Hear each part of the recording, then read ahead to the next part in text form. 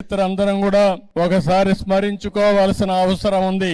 ఒకసారి ఆ చరిత్ర తెలిస్తే మనం కూడా త్యాగాలకు ఏ విధంగా విలువిస్తామో అర్థం అవుతుంది. ఇక్కడే మీరు చూస్తే 2600 సంవత్సరాల కంటే ముందు పెనుగొండ పాలకులు ఆర్య వయస్సులైన కుసుమ శ్రేష్ఠి కుసుమాంబ దంపతులకి పుట్టిన కుమార్తె వాసవి కన్యకా పరమేశ్వరి. ఆ తల్లిని చూస్తే భగవంతుడు ఆశీస్సులతో పుట్టినటువంటి తల్లి, కలియుగ దేవత కన్యకా పరమేశ్వరి అని చెప్పి కూడా మీకు తెలియజేస్తున్నా. దేవుణ్ణి చూసినప్పుడు ఒక వరం ఇచ్చాడు. ఆ వరం ప్రకారమే ఆమె ఇక్కడ పుట్టింది. పుట్టడమే కాదు, గుణవంతురాలు, తెలివైనది, సమాజం పట్ల అత్యంత బాధ్యత కలిగినటువంటి వ్యక్తిగా పుట్టుకతోనే లక్షణాలతో పుట్టి ఆవిడ పెరిగే పరిస్థితికి వచ్చింది. అలాంటి ఆడబిడ్డ ఆ రోజుట్లోనే రాజమహేంద్రవరాన్ని పరిపాలించే విష్ణువర్ధుడని రాజు పక్కనే పరిపాలించేవాడు. ఈవిడ గుణగణాలు తెలుసుకుని ఆయన ఈవిడ్ని పెళ్లి చేసుకోవాలని వాళ్ళ తండ్రితో సంప్రదించే పరిస్థితికి వస్తారు. కానీ ఆ రోజు చూస్తే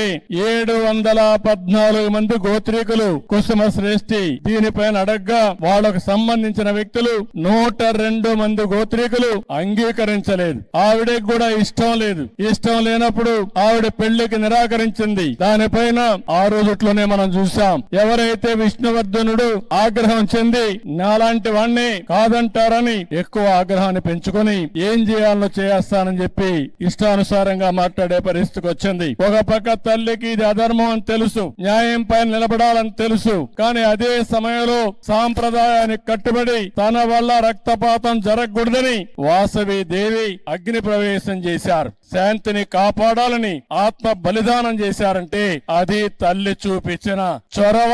2600 సంవత్సరాల కంటే ముందు ఆవిడతో 102 మంది గోత్రీకులు కూడా ఆత్మార్పణ చేశారు. అంటే మనందరం గుర్తుపెట్టుకోవాల్సింది, ఆ రోజుట్లోనే యుద్ధాలు జరిగేటివి, రక్తపాతం చిందించేవాళ్లు. కానీ ఒకే నిర్ణయం చేసి నా వల్ల సమాజానికి ఎక్కడ కూడా హింస రాకూడదు, ఎవరికి కూడా ఇబ్బంది కలగకూడదని ఆ దేవి ఆ రోజు ఆత్మార్పణ చేసే పరిస్థితి వచ్చింది. ఆ తర్వాత మీరు చూస్తే మహిషాసుర మర్దిని ఆలయంలో అమ్మవారి రూపంలో వాసవి దేవి దర్శనమిస్తే అక్కడి నుంచి వాసవి కన్యకా పరమేశ్వర అమ్మవారి దేవాలయంగా అమ్మవారిని ఆర్యవసులు దేవతగా కొలిసే పరిస్థితికి వచ్చారు.